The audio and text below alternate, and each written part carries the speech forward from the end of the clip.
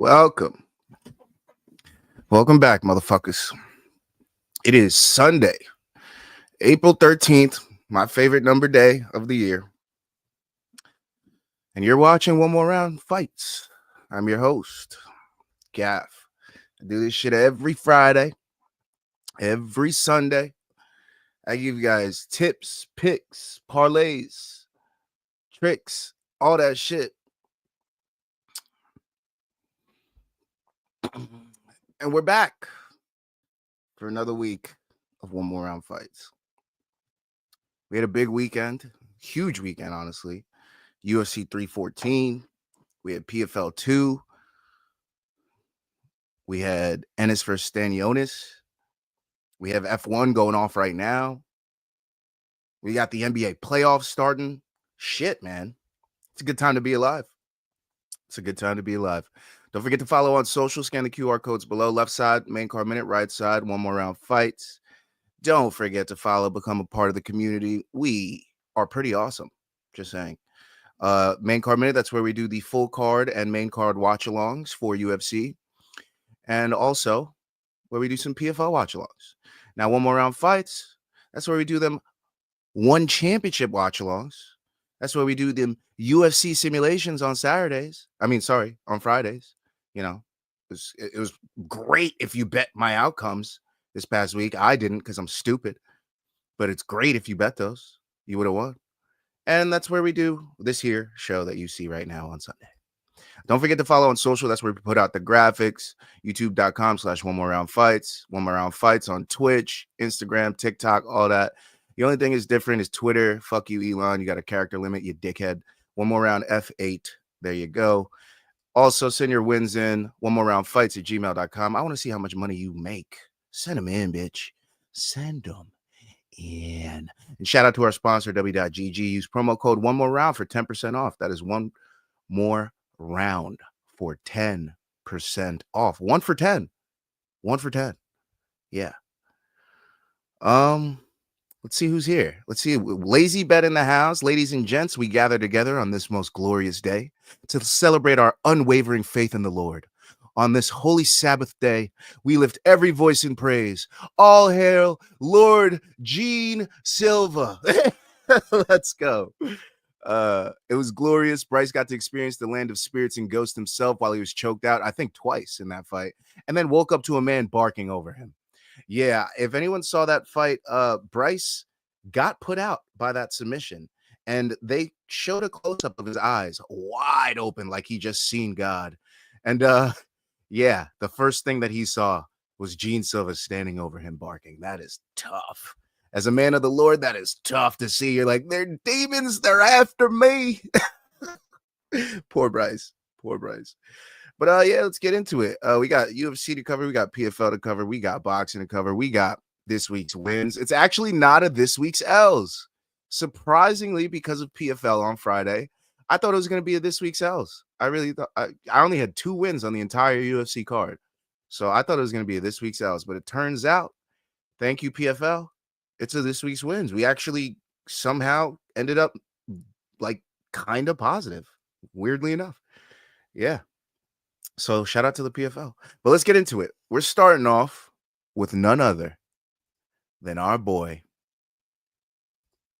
the Aussie himself, Alexander Volkanovski.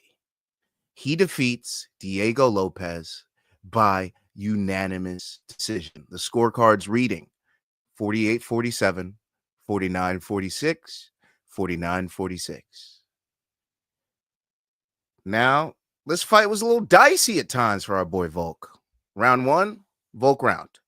Did lots of great work. Now, he may have, given up a little leeway at the end of the round, but I think that was largely a Volk round in round 1.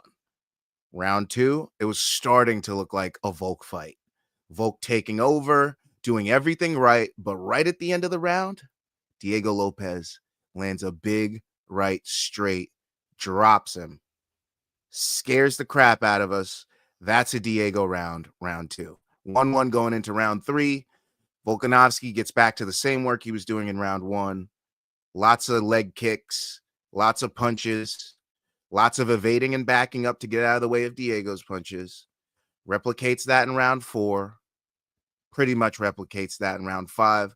Apart from Diego really stepping on the gas in round 4, coming forward, landing a barrage of punches and making it dirty, it was pretty much a Volk fight. The only round I really gave to Diego was 2. You could have gave him 4, but I gave 1, 3, 4, 5 to Volk. It was a Volk fight. Volk is back, baby. Our featherweight king is back. He has his title again. He is a 2-time featherweight champion. His name is Alexander the Great Volkanovski. Now, what's next for Volk? Well, there's not a lot. If we're being honest, after what we've seen this weekend, there is not a lot left for Volk in the division. Alexander Volkanovski is the number 1 contender, and now he's the champ. Ilya Topuria has vacated the featherweight title. He has gone to lightweight. Max Holloway seemingly now a lightweight fighter. He is ranked at number 2 at featherweight, but I don't think he will be after much longer. Diego Lopes, the number 3 fighter, just lost to the champ. Can't march him back in there again after he lost 4 rounds to 1. Now it brings us to number 4, Movsar Evloev. Now, there's been talks that he's been booked against Aaron Pico in Aaron Pico's debut fight in the UFC. But if that is in fact true, let's go ahead and flick Aaron Pico the fuck out of here. And let's march our boy Movsar Evloev right in there for a title shot. Undefeated, a chance for Alexander Volkanovski to take another O off somebody's record. I love that fight. I think Evloev, it's time. There's nobody left besides him. Fuck it. March him in there. Let Volk either get another win or let Evloev get his first title. That's it. That's the only fight to make. Literally look at the division. I'm not crazy saying this.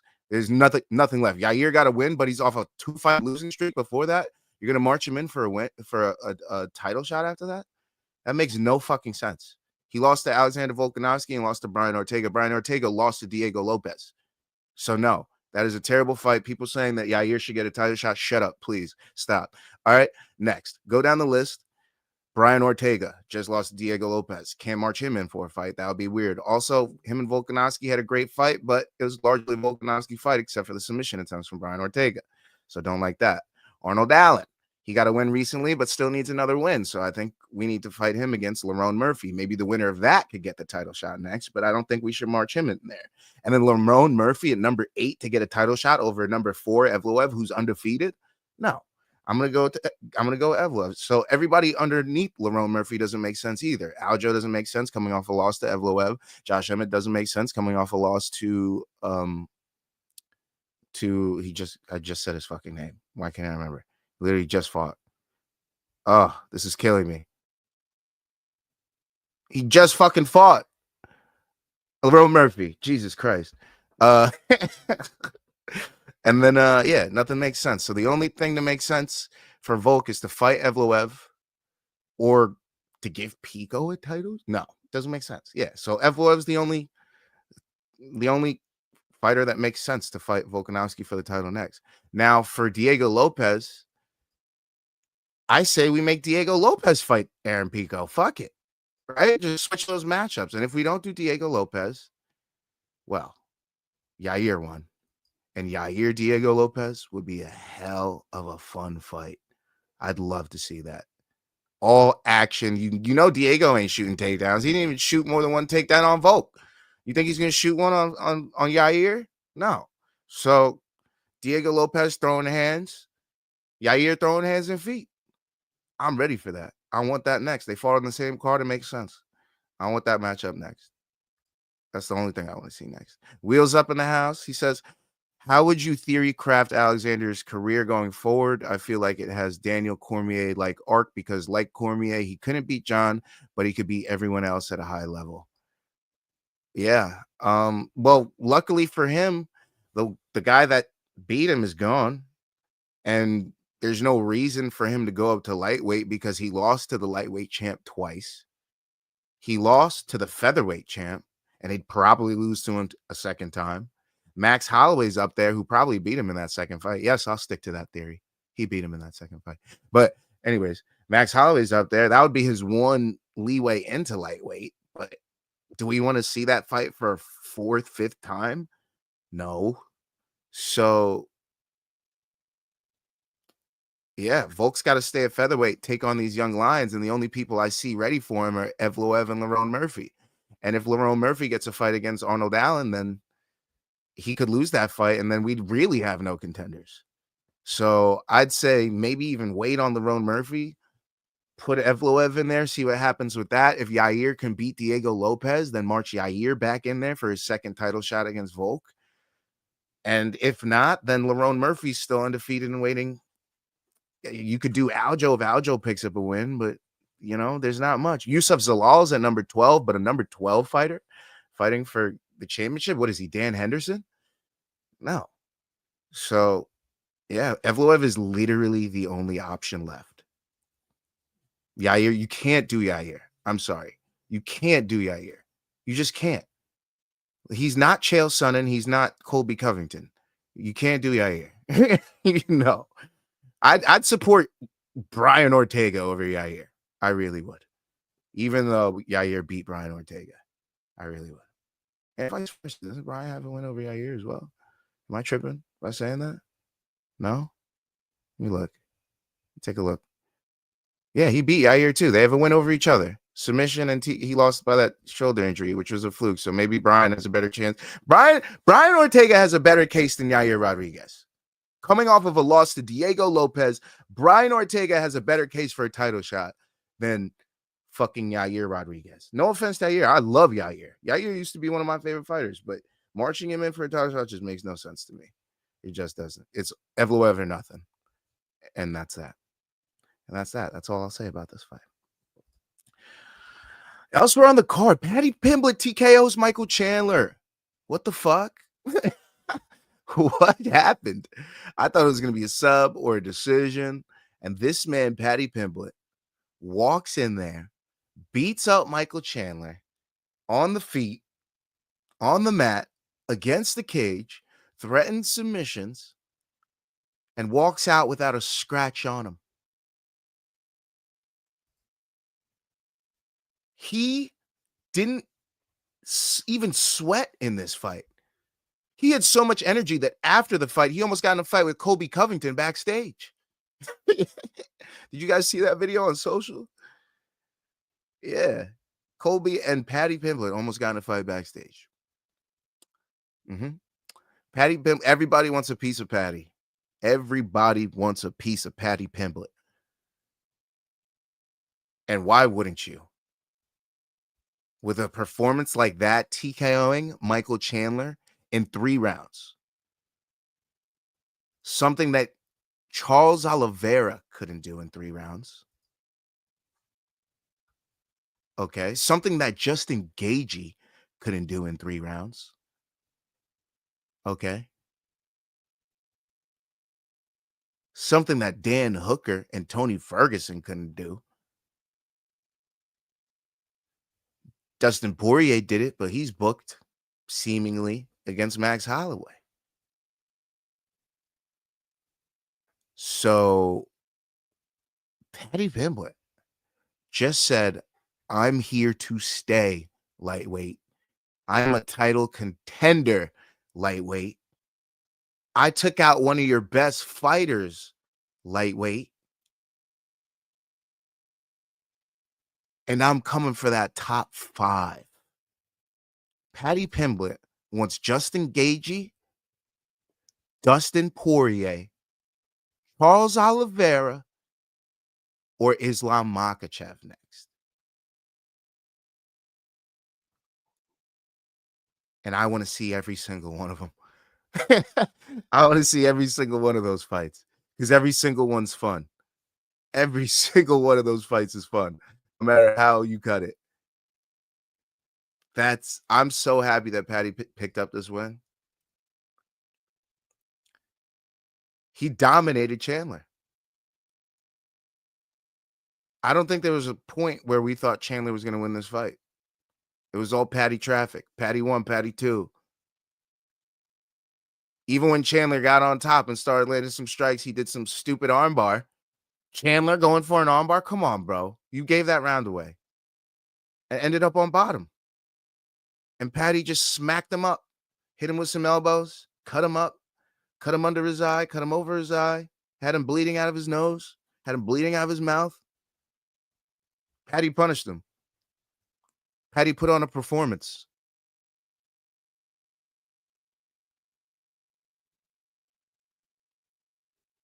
Patty pounded him into the mat. I wanted to see how many P alliteration things I could do there. Not too many. But yeah. Patty's the truth at lightweight. Patty's the truth, man. I'm excited to see what they do with him next, how he's matched up. If they skyrocket him, if they slow it down and give him a fun fight next. What if he just won the Ilya sweepstakes? What if none of those names are what is next for Patty? What if Ilya is next for Patty? We know about the hand sanitizer boy references. We know about hand sanitizer boy. We know about that beef. Ilya's looking for a matchup at lightweight, a nice way to enter himself into the division. Patty seems to be top 5 material. Why don't we do that next? Maybe because Ilya has a title shot already. Who knows? But if we don't have that fight next, I like Dan Hooker or Justin Gaethje. Now, he might have to wait for Dan Hooker, and Patty doesn't like to wait. Justin Gaethje was in the crowd. I want to see that Justin Gaethje fight. Let's do it. That's a banger. Winner gets a title shot next. I think Ilya probably has the title shot. So winner of Patty and Gaethje gets the title shot. Title eliminator. Book it. Now for Michael Chandler. Poor guy. Took a nice fat L. Biggest L of his career. An L that has you thinking about your career, you know? An L that has you thinking about how you fared in the UFC after 1, 2, 3, 4, 5, 6, 7 fights. Going 2-5. Only finishing Dan Hooker and Tony Ferguson by KO, but getting finished himself in 3 of those 5 losses against Charles Oliveira, Dustin Poirier, and now Paddy Pimblett. Now, I'm not saying that Michael Chandler wasn't UFC level. Of course he was. He stood in there with some of the best and went to decision with some of the best and finished some of our best. Whether you like it or not, Tony Ferguson and Dan Hooker at one point were some of our best at lightweight. So Michael Chandler, I'm so glad that he made the move to the UFC because all the classic fights that we got from him, the Dan Hooker knockout, the Charles Oliveira near win, and then himself getting knocked out, the Justin Gaethje absolute war that we thought wouldn't go to decision, that will. It gave us a full 15 minutes of war. The Tony Ferguson front kick KO with the balls of his feet, making an instant meme for the rest of our lives of Tony Ferguson. The Dustin Poirier war that ended with him getting subbed, the fouls being called, the Charles Oliveira backpack with the pickup slams at the end, and now being the crown jewel in Paddy Pimblett's title run at lightweight in the UFC. Thank you, Michael Chandler, for a fantastic UFC run. Whether you were 2-5 or not, those 7 fights were absolutely fantastic. Back to back to back to back to back to back to back. Holy shit. Michael Chandler is a fun ass fighter. And whatever he does next, I support it. Whether he decides to end his UFC career or he decides to take 1 or 2 more fun fights, it was an experiment, went well. I enjoyed every single second of Michael Chandler in the UFC. But I don't see any more matchups for him that are fun, to be honest. Now I just see him as, actually, I take it back. I see 2 last fun matchups for Michael Chandler. On one hand, we have Renato Moicano. Money Moicano, baby. Okay? And on the other hand, BSD, Benoit Saint-Denis. 2 fun-ass fights that Michael Chandler would thrive in if given the chance. So if he wants to stick around, those are 2 fun-ass fights for him. If not, and he decides to call it quits, thank you, Michael Chandler, for a fantastic career. It was great, man. It was great. You can't. There's one thing you can say about Michael Chandler is that he was always in a fun fight. Yeah, I don't think I could think of a boring fight Michael Chandler was in. I really can't. I'm really trying. Even back to Bellator. Even the Brandon Gertz fights were fun. Like, dude, not Brandon Gertz. What was his name?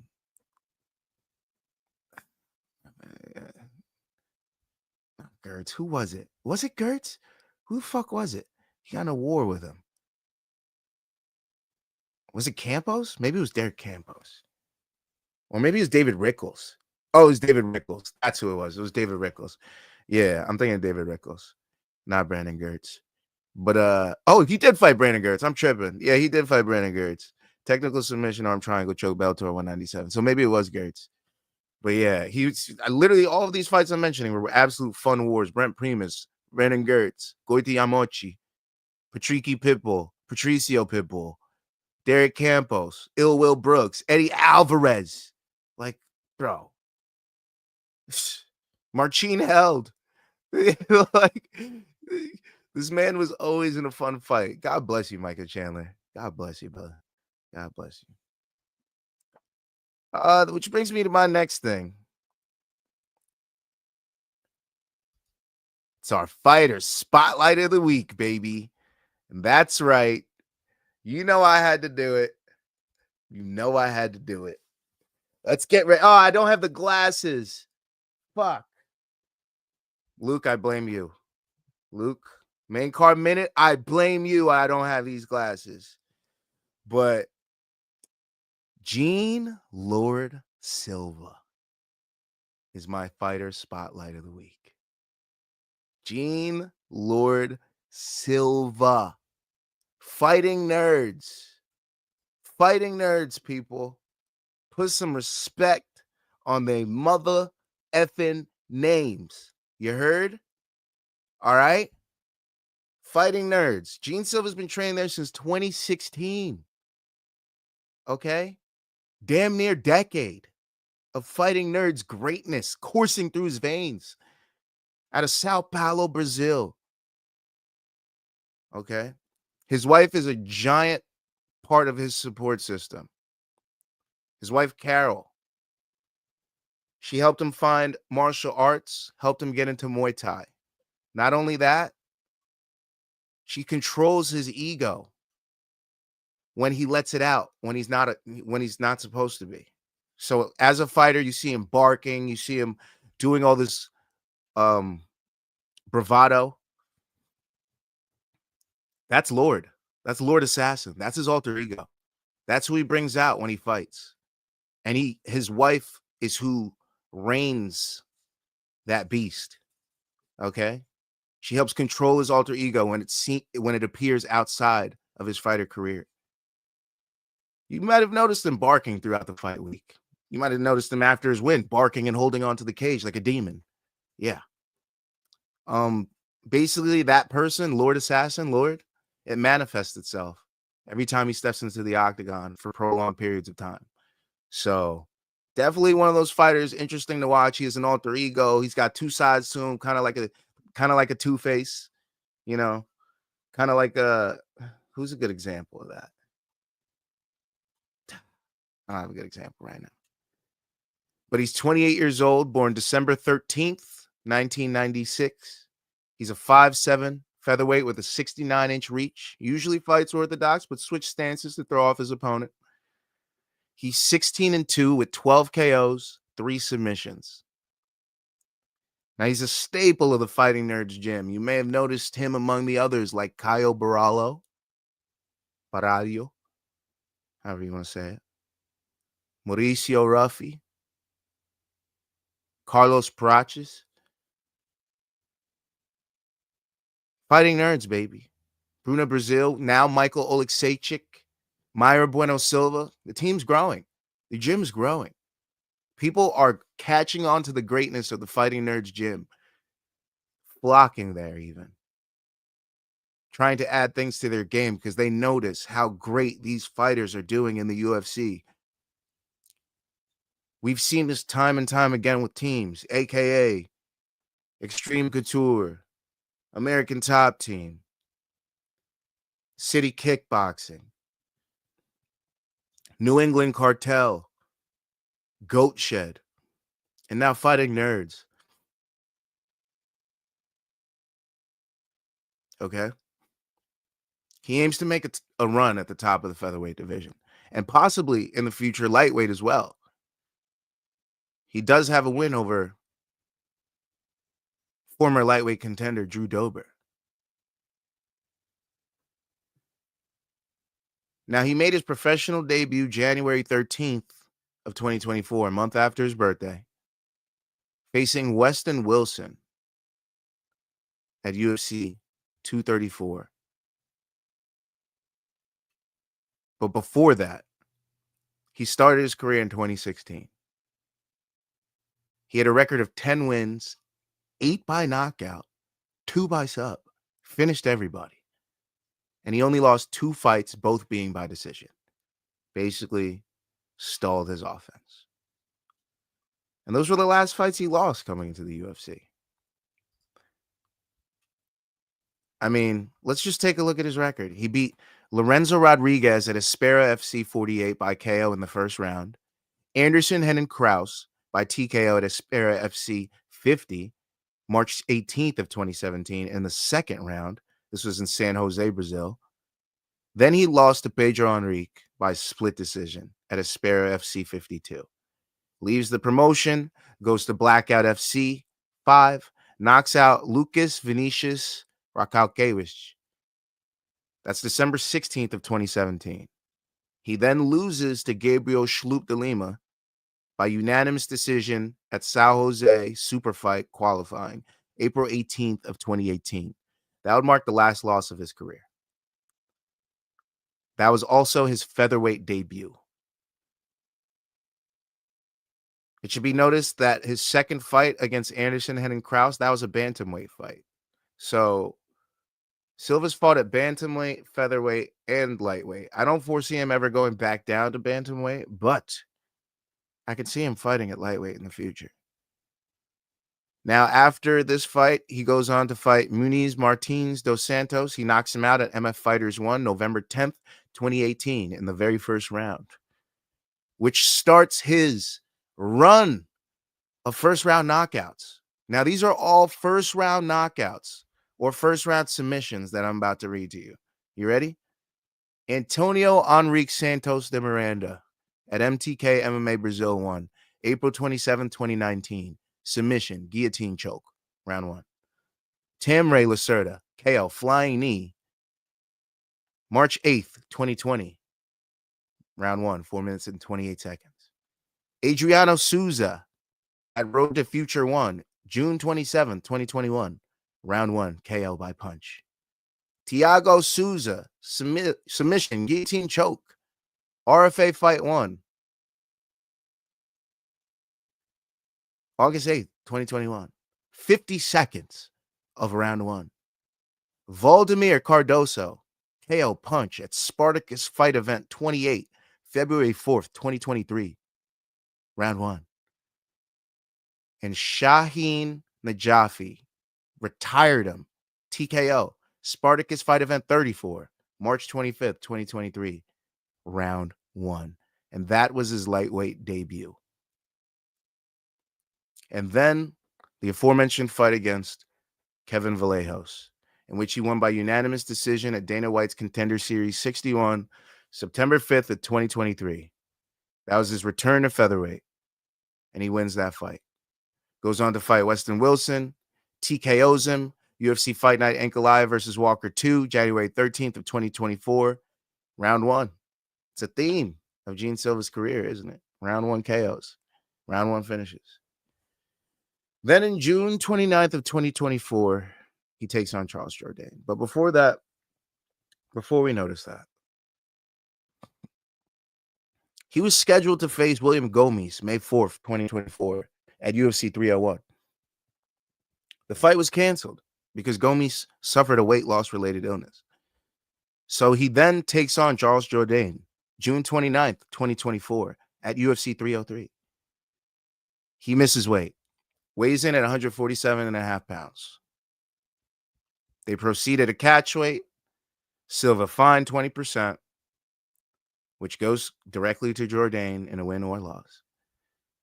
But Silva wins the fight via knockout in the second round. Now, a lot of people make note of Silva's takedown defense in this fight and try to say that that was the reason Bryce Mitchell was going to win this fight. Well, we'll get to that later. Silva fights 2 weeks later against Drew Dober on July 13th of 2024 at UFC on ESPN 59 in a lightweight bout. He steps in on short notice. He beats Dober because Dober can't continue after a cut over his eye. This earned him a fight of the night bonus, and this marked his UFC win at lightweight. He then takes on Melsik Bagsadarian at UFC Fight Night 252, February 22nd of 2025, and wins the fight via TKO in the first round and gets another performance of the night bonus. And fast forward to this past Saturday, where he takes on Bryce Mitchell at UFC 314, Volkanovski versus Lopes. And he submits Bryce Mitchell with a ninja choke in round 2, April 12th, 2025 in Miami, Florida, as a minus 170 favorite. And the Brazilian gets the job done against the American. Gene Silva, the fighting nerd, gets another performance of the night win. Chokes out Bryce Mitchell, gets the tap, but holds it just long enough that Bryce Mitchell still goes out. Stands over Bryce Mitchell and barks over and over and over again until Bryce Mitchell wakes up. The first thing Bryce Mitchell saw when he woke up from his brief nap was a demonized Gene Silva standing over him barking. You couldn't write that any fucking better. The man saw God and woke up to a demon. Gene Silva is my fighter spotlight of the week. Shout out to Gene Silva, man. Wow. Can't wait to see what he gets next. Can't wait to see what he gets next. What's up with MMA Maniacs? It's day 1 of Old Man Volk's second reign, so it's a good day to be high. Oh, yeah. Main Carmen in the house. Yo. Hey, you're the reason I don't have my Fighting Nerds glasses on for that one. All right, Luke? What up, Bong Island, Luke? What's good, Valkyrie? Yeah, so that was the fighter spotlight of the week, y'all. Gene Silva had to be. You know, I had to cover all my Fighting Nerds. I had a Caio Barajo fighter spotlight. I had a Mauricio Ruffy fighter spotlight, and now we got the Gene Silva. And if Carlos Pradas can beat Ian Machado Gary, he'll get his. And I have all my Fighting Nerds fighter spotlights. But let's get into the rest of the UFC 314 results.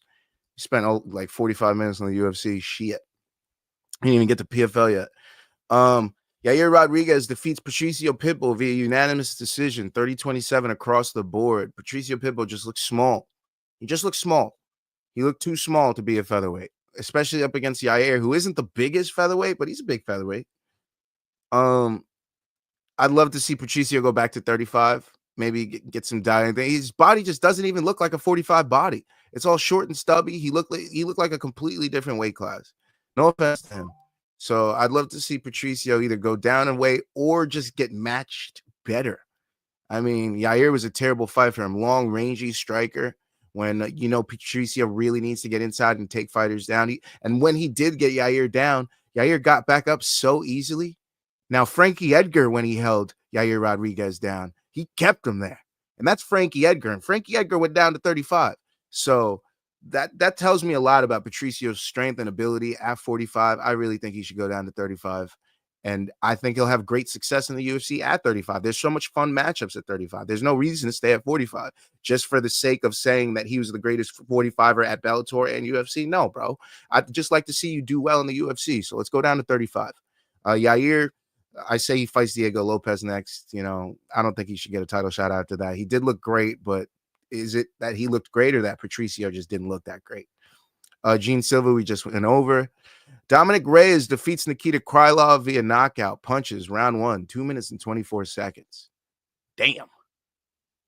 Nikita Krylov led with his face. Anytime you do that, you're going to get knocked out. Against somebody that knows how to throw a punch, you're going to get knocked out. Never lead with your face. Never run forward with your face like this, like you're a fucking anime cartoon. Please don't do that. Anyways, Dominic Reyes looked absolutely great. Shout out to the Stony Brook graduate. Great win for him. 3 knockouts in a row. I'd love to see him march in there for a title shot. I think he's ready. Taking out a contender like Krylov, yeah, man. He fought for the title before. There's not a lot of contenders that I'd like to see fight for the title. He just took out Krylov. I'd like to see him jump even Roundtree after that win. Maybe even jump Rakic.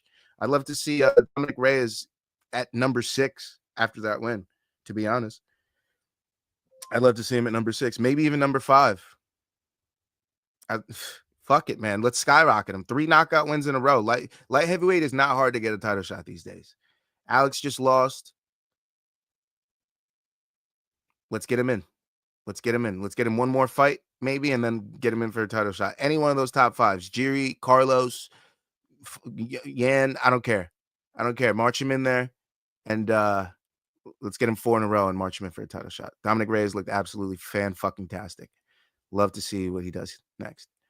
On the prelims, Dan Ige defeats Sean Woodson in a questionable TKO. Referee steps in at an awkward moment in round 3. Dan Ige looked great. Extreme Couture goes 2-0 on the night. We'll get into that later. Verna Jandiroba defeats Yan Xiaonan via unanimous decision, 30-27 across the board. Did what she does best. Doesn't land a lot of significant strikes. Gets a lot of control time and submission attempts. Wins the fight. Verna Jandiroba does it again. Like I said on the stream of the main card minute, she is everything that I wished Tatiana Suarez was. So Verna Jandiroba, I think she's done enough where we can march her in for a title shot next. I think that's enough, y'all. I don't think we need to see her fight somebody else. We know what she does best. Can that style win a title is the question now. Verna Jandiroba, title shot. I want to see that. Chase Hooper defeats Jim Miller via unanimous decision, 30-27, 29-28, 29-28. Jim Miller might have won that first round, but the next 2 rounds were all the younger, longer, rangier, quicker, more durable fighter, Chase Hooper. Chase Hooper gets the win. A little disappointed himself that he didn't get a finish, but he stood in there with the fighter with the most octagon time in UFC history.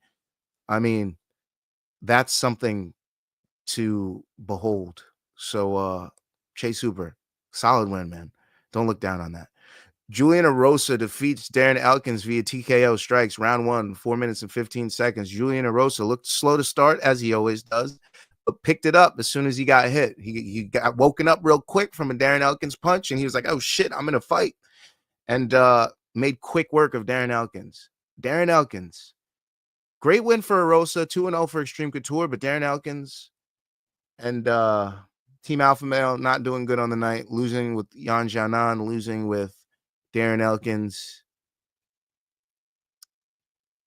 I'd like to see Darren Elkins hang it up. I'd like to see him end his fighting career. That finish was tough to watch. Even the smallest punch froze him in his shoes. He wasn't wearing shoes, obviously, but you know what I mean.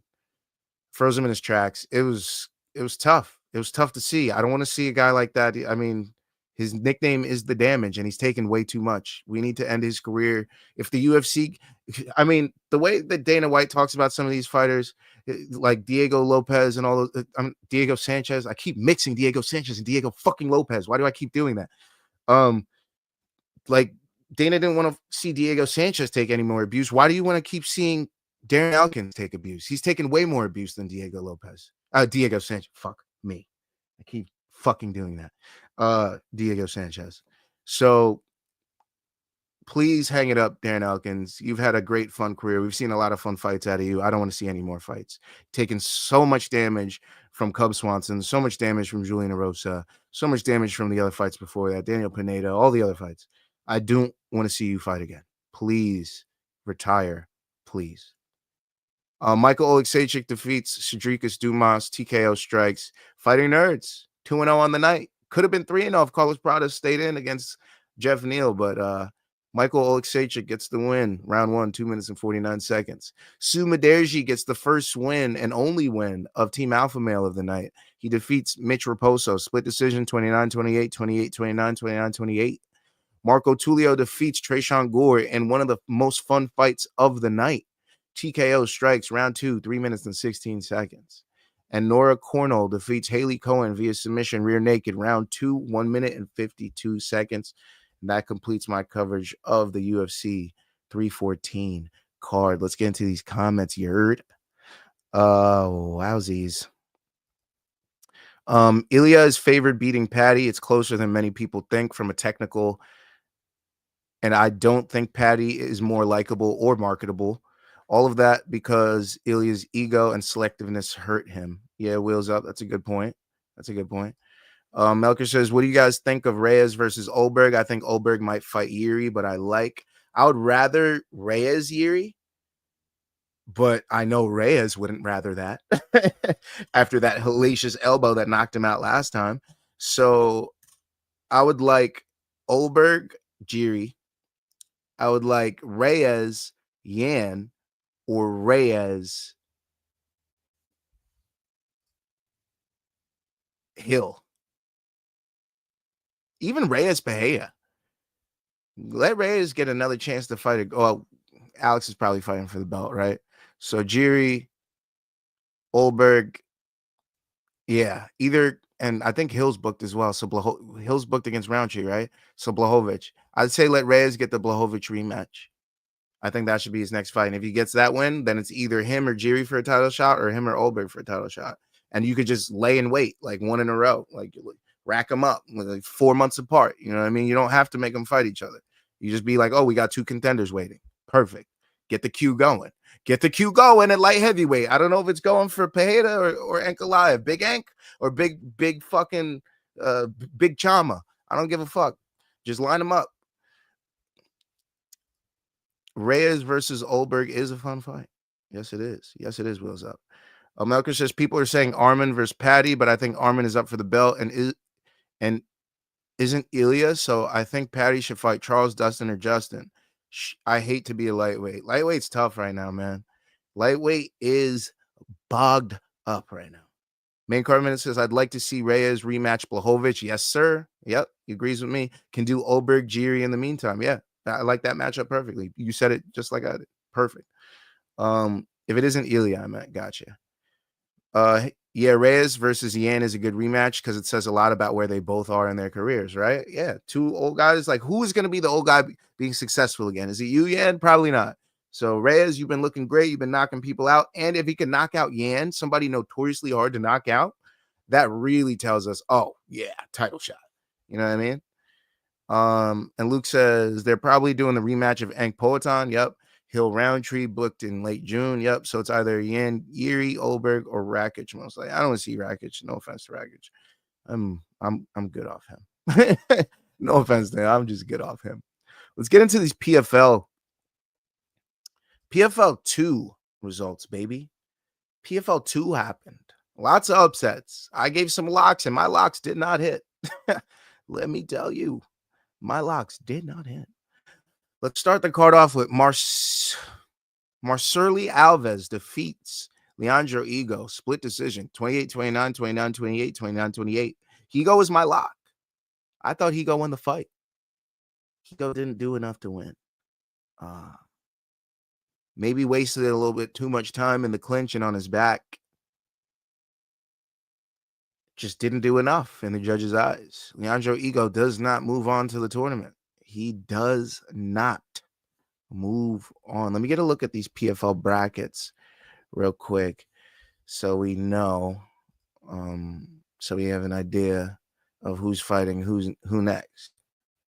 You have to create an account. You joke. PFL, you fucking with me? You're fucking with me, right? They're fucking with me. You gotta be fucking with me. You need to make an account to look at the bracket, PFL? Are you joking? They're joking.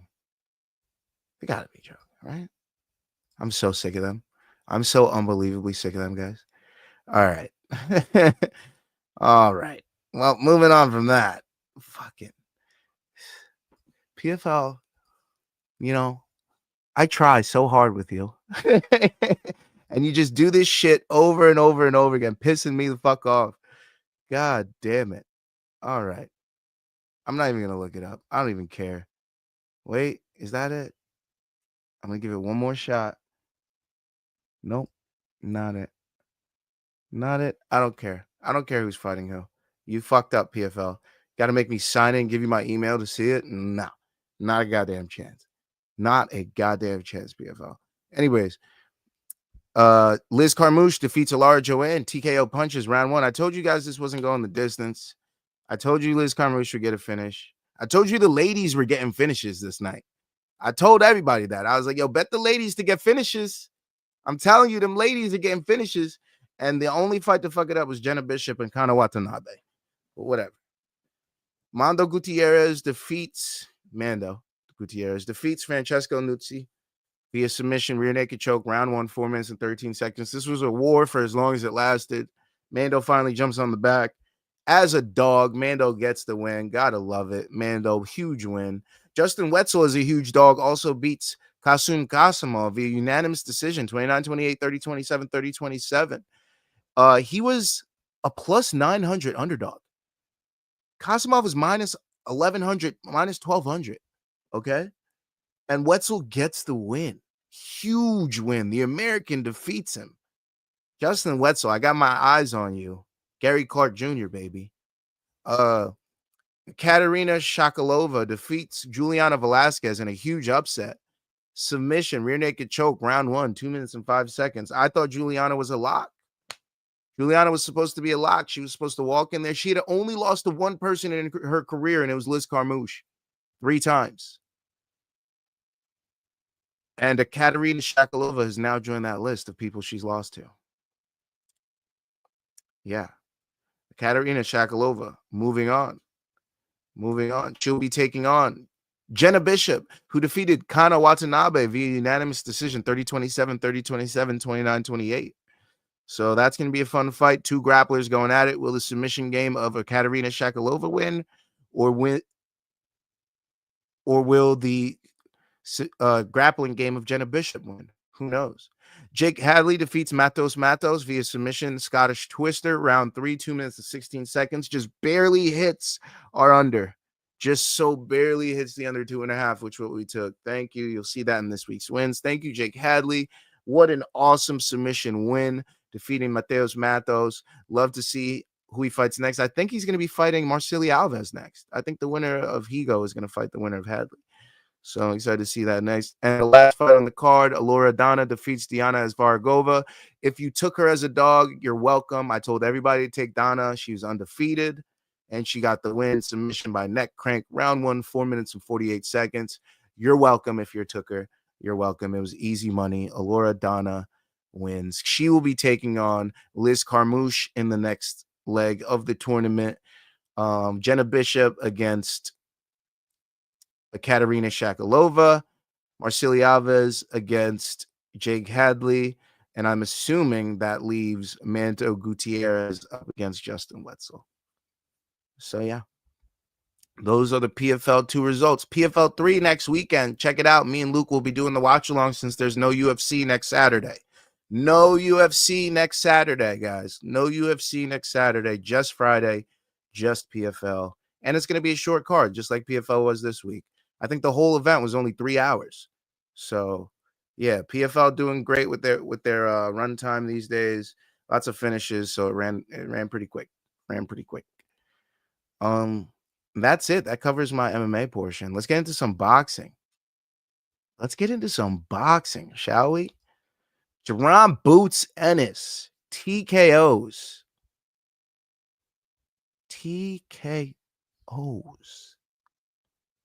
Okay. Eimantas Stanionis to retain his WBA title and win his IBF and Ring Magazine welterweight titles. That's right. Jaron Ennis has 3 belts: WBA, IBF, and the Ring Magazine welterweight titles. Now, I'm going to look up the other welterweight boxing champions for you. And you tell me which is a fun matchup for our boy. Huh? You tell me. You ready? Where the fuck is welterweight? Here we go. Mario Barrios, Brian Norman Jr., Terrence Crawford. Fuck yeah. I want any one of those fights. Give me any one of those fights. I don't care which one. Mario Barrios, always a fun fighter. Brian Norman Jr., always a fun fighter. Terrence motherfucking Crawford? Oh, yeah. Oh, yeah. In the veins. Give it to me. I can't wait. I can't wait. Jaron Ennis is a fun fight waiting for him next. I swear to God, if he's fighting another fucking guy from the Cossack Mountains, there's another fucking guy from Europe, I swear to fucking God, I'm going to be pissed off. I better get one of those fights next from Jaron Ennis. Okay? Jaron Ennis needs a big fight next. After a TKO, he promised everyone the TKO, and he delivered. He delivered. Okay? Big KO. Big KO. Had him quitting on the corner, quitting on the stool. Okay? Jaron Ennis is your champion, and he wants a big fight next. Now, Terrence Crawford, I don't know if that's the fight he wants next. I know he was looking towards Canelo. I know he was looking towards the next stratosphere. He wasn't looking back. He was looking forwards. But Mario Barrios or Brian Norman Jr., mainly Mario Barrios, sign me up. Sign me up, Poppy. Sign me up. Raymond Ford defeats Thomas Mattis. Unanimous decision.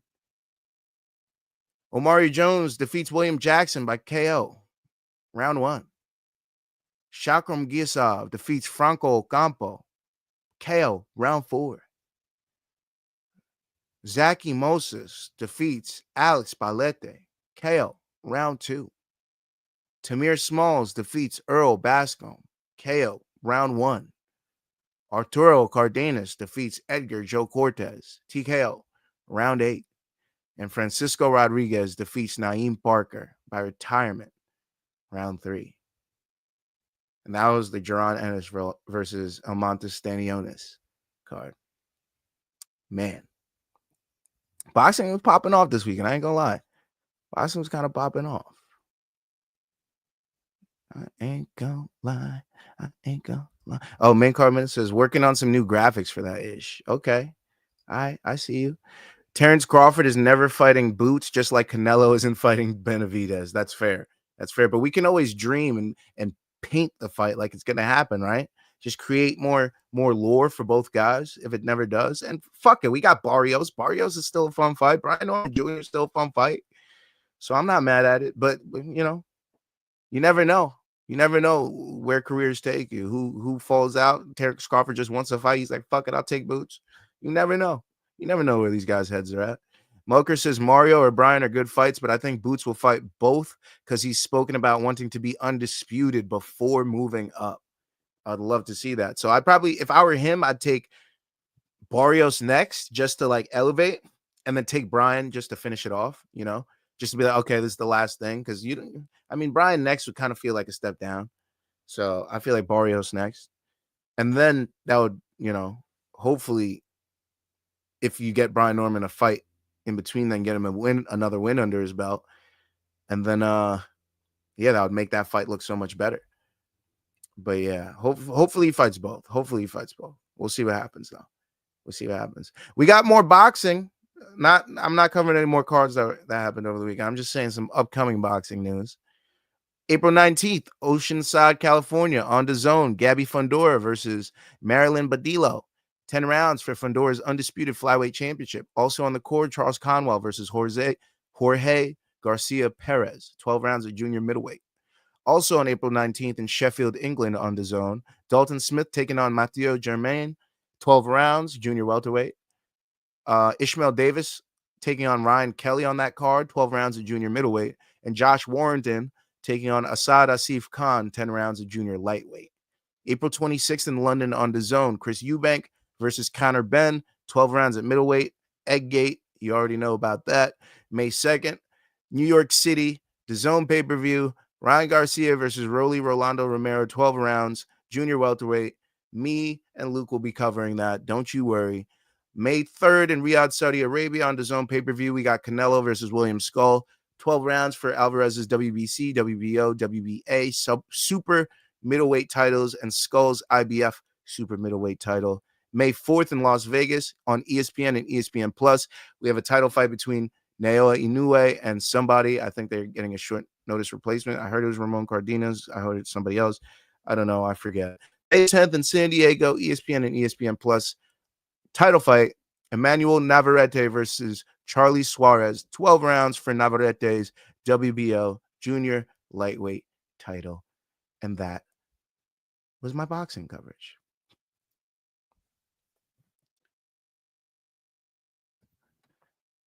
It's time for our favorite segment of the week, baby. It's time for this week's wins. That's right. This week's wins. That's right.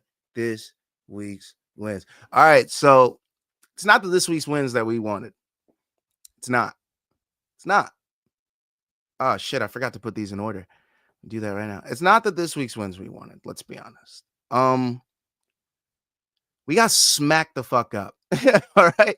We got smacked around on that UFC card left and right. When I went under, it went over. When I went over, it went under. It was comical, honestly, because I just couldn't string any wins together. I just couldn't string a single win together on UFC. But PFL was a different story. So let's start with the PFL. Now I start off the night hot as fuck. All right. Told you guys Dana, first fight of the night. Told you guys under on her fight as well. Well, guess what? Dana hit at plus 130. Yeah. People don't like taking girls as dogs, but I do. Laura Dana gets the dubber. And I took the under in her fight as well. Hit that under. Almost brings back triple what we put in. So it's nice. It's very nice. Happy with that fight. And under in a girl fight, yeah, I told you all the girl fights were going under. Now, I was wrong about kind of Watanabe and Bishop, but I told you motherfuckers, didn't I? Didn't I? I did. We also, moving down on that card, I guess moving up on that card, right? Whatever. I lost on kind of Watanabe decision. I lost on the under in that fight, okay? But I took Jake Hadley in a parlay, and I took the under in his fight. That's right, another plus 190 under in the Hadley fight. He just barely hit it by about 10 seconds. Skin of our teeth, but it fucking hit. 5 to bring back 15. Gotta love it. Just easy wins on the prelims. We didn't even get into the main card yet, and we were doing great on those prelims. I was feeling good. It was a good night. Hadley won. You know, we lost on Watanabe, but Alora Donna won. Then we were going into Velasquez. I was feeling good. And Velasquez, shit the bed. She got subbed. So my Velasquez bet didn't hit. My Velasquez parlay with Higo didn't hit. My Velasquez girl parlay didn't hit. And none of my Velasquez parlays hit. But the Velasquez under hit. Thank you for at least getting finished real early. Plus 195. It was a night for unders. I was telling you guys, PFL markets the unders. They market finishes. They want people to finish their fights. So I was like, it's a night to take unders. Overs are not what you want. And all the unders were plus. So it was money on the table all night. So another under hit at plus 195, nearly plus 200. Gotta love it. And you know I did something special with my unders. I did something special with the unders. I had to parlay a couple unders, bitch. Come on now. So I parlayed the under in the Juliana Velasquez fight and the under in the Liz Carmouche fight. And baby, at a plus 363, it cashed 10 into 50. You got to love it. Nice fat little under parlay, little two-legger, bringing it back a whole lot of cash for us, giving us funds to lose on the UFC. So you already know. And then we also had the Carmouche Hadley parlay at plus 106. Threw a little 10 piece in there to bring back 20. Got to love it. Minus 950 and a minus 115. You can't hate on that. And Hadley was running away with that win anyways. And we already knew Carmouche was going to get that finish. So PFL was a giant success. Giant success. Usually I hate on the PFL and I lose on those cards because it's hard to make money. But they accurately priced their fighters that night, except for Kasum Kasimov. Hopefully nobody threw him in their parlays and got fucked on that. But yeah, it was a good night if you didn't use Velasquez and you didn't use Kasimov. Yeah, the prelims, I stayed away from the Gutierrez and Nutsi fight. I didn't know about either of them. And I stayed away from Wetzel Kasimov because those lines were absolutely fucking crazy. I was like, who is this guy to be a minus 1100? Carmouche deserves that treatment, but who is Kasum Kasimov? So that was a stay away fight for me. I should have threw money on Wetzel, if anything, and I didn't. But hey, hindsight 2020. And then Liz Carmouche, we took the under in her fight. Obviously, we won on that, and we won on the Liz Carmouche with the Hadley parlay. So shout out to Liz Carmouche, shout out to Hadley, shout out to the unders, all cashing that night. And obviously, we lost on Higo, but I had already lost on Juliana Velasquez, so it didn't even matter at that point. So it is what it is. It was what it was. It happens. Luke laughing at the shirt. Lazy Bet says, "Oh man, I'm here before it's over." Lazy says, "Kaboom, smash the like, appreciate it. Follow Rob Thomas in the house, blaze it up, gotta love it." We're not done here though. We went into the UFC card and we got a couple of wins, but we took hellacious L's all up through the card. We lost on the Noah Cornell fight. We thought we were going to get a decision win. That didn't happen. We lost on Trey Short, Sean Gore money line and Marco Tulio decision. We lost on Mitch Raposo decision. We lost on the over and Oleksiejczyk, Cedricus Dumas. We lost on Julian Arosa decision. We lost on Chase. No, we won on Chase Hooper decision, but it was parlayed, so we technically lost on that. We lost on the Jandaroba decision because it was parlayed. But Dan Ige got us our lone win of the prelims.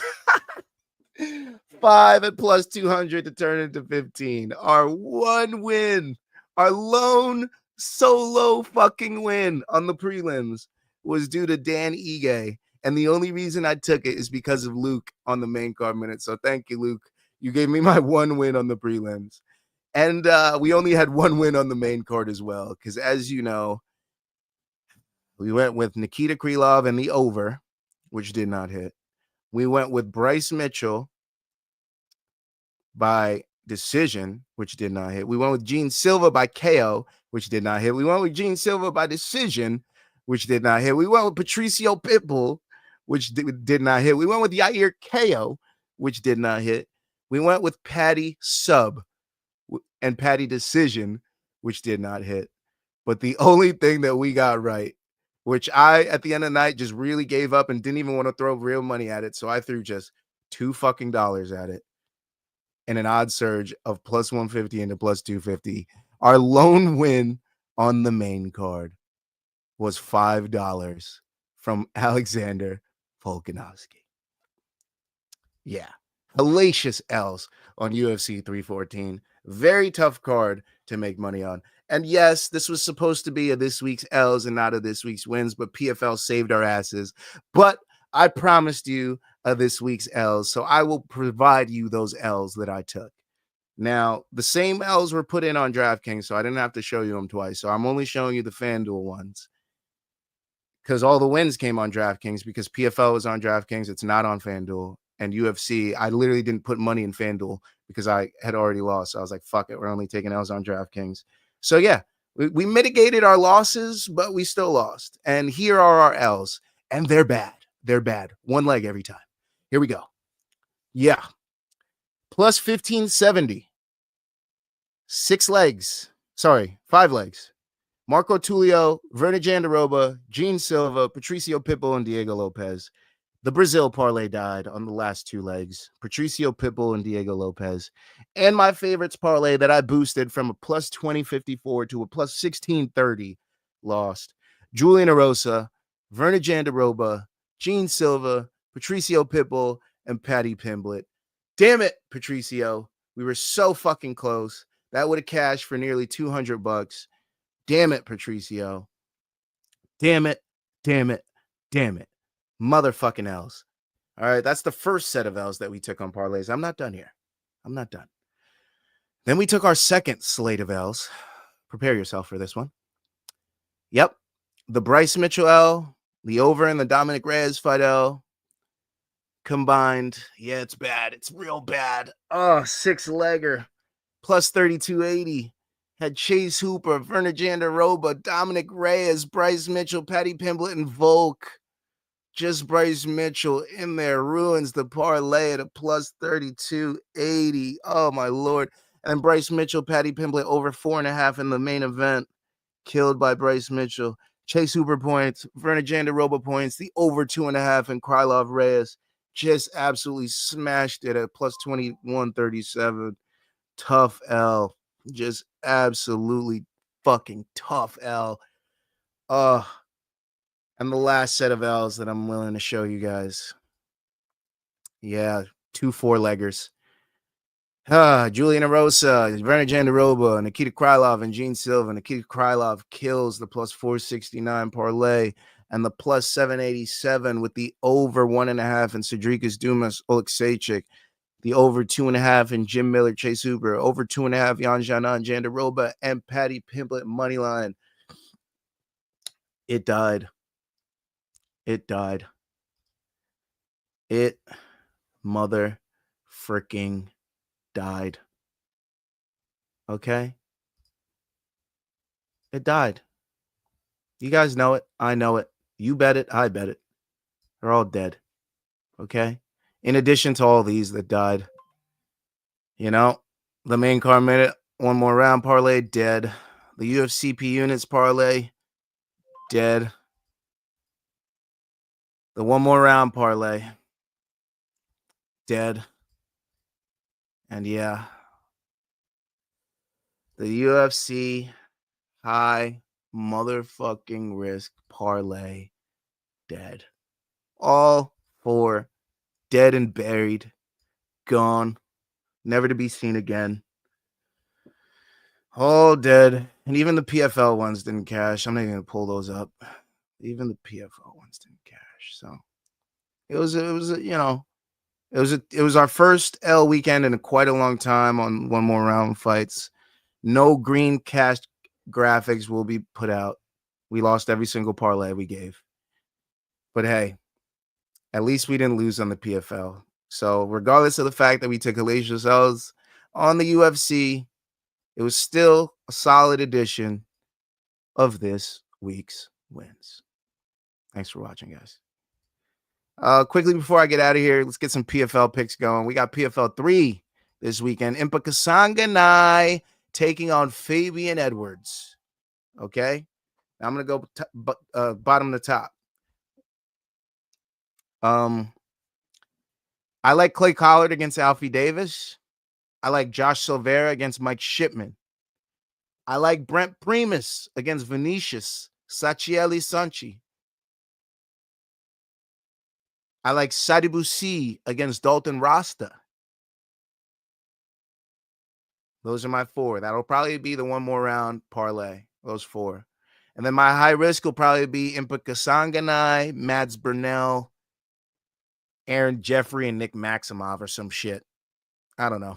Maybe JJ Wilson. I'm a JJ guy. I know Luke's a Mads guy, mainly because he looks like Mads Burnell, but I'm a JJ guy. I'm a JJ guy. So I might be going with JJ in my parlay. But those are my picks. Let's see these comments. Oh, shit. Rob Thomas with the smokes up. Shout out Dan Ige. From the main comment. Shout him out. Our lone win. Lazy Bed says, I told y'all, no weapon shall prosper against the Lord. I know. Krylov got knocked out for Russia. God damn it, Morning Wombat. Why you got to bring it up? That one hurts so bad. I don't even want to think about that fight anymore. The name Dominic Reyes gives me fucking hives right now. Running into range with no setup or feints like a noob. Like an actual noob, right? Like a white belt striker. Just running in there like, I'll get you. Like, what the fuck was that? Lazy Bed. Putin had Trump on line 1 after that pull 2 from Reyes. He's like, no, we're going to war. Fuck this. Stay strong, soldier. Stay strong. Luke says, I don't see odds yet for any of these fights, which is so PFL. Yeah. But they're probably all going to be favorites, the one I chose. That's why it's going to be a 4-legger, probably. JJ Oz. Oh, God, I can't click it for some reason. JJ Aussie. I might go with ya. Okay, so we're on the JJ train. Let's go. I'm a JJ Wilson guy. I love him, man. I love that Hawaii, that freaking, that beast shit when he goes, ah. I love all that shit. Let's fucking go, JJ. I'll get you. Yeah, right? Like, what the fuck? Like, what the fuck was that? Karlov, what the fuck actually was that? Like, you ruined so many things with such a dumbass move. Like, I wouldn't even care if you lost the fight if you didn't do that. What the fuck was that? Oh, I'm so mad. Oh, shit, he's Kiwi, not Aussie. Yeah, same shit. I'll take it. Saw the flag, thought it was Aussie. Yeah, whatever. We'll take it. But yeah, that's it. That's it for me, boys and girls. That's it for me. I'm out of here. That's it. I'm done. I got nothing left. I went over all the MMA. I went over the boxing. I got to see if my F1 pick died. Max Verstappen probably didn't win, but fuck it. We'll see what happened. But yeah, that's it for me. I'll see you guys Friday. Oh shit. No, actually, I'm not gonna see you Friday. There's no UFC next week. I'll see you guys Friday on the main card minute for our watch along. But there is no CP units next week. There will just be coverage of the PFL and lean in up to boxing and what's it called? And the UFC card for the next week, which I think is Pradas and Machado Gary. So yeah. Thanks for coming through, y'all. Appreciate you. PFL Friday, most likely. Yes, sir. Good stuff from Lazy Bed. Thank you guys for coming through. 330 subs. Let's fucking go. Please don't forget to hit that like and subscribe, guys. Don't forget to fucking hit that like and subscribe. Scan this fucking QR code for me, all right? Scan that shit. Become a fan of the team. Become a fan of the team. We're growing. We're working towards 500 subs now. We're working towards 500. I think we're at 330. Hopefully we'll be at 350 by the end of the stream. Probably not, though. Probably not. But don't forget to follow on social. I will put out graphics for PFL this week. One more round fights, TikTok, Instagram, Twitch, one more round F8 on X.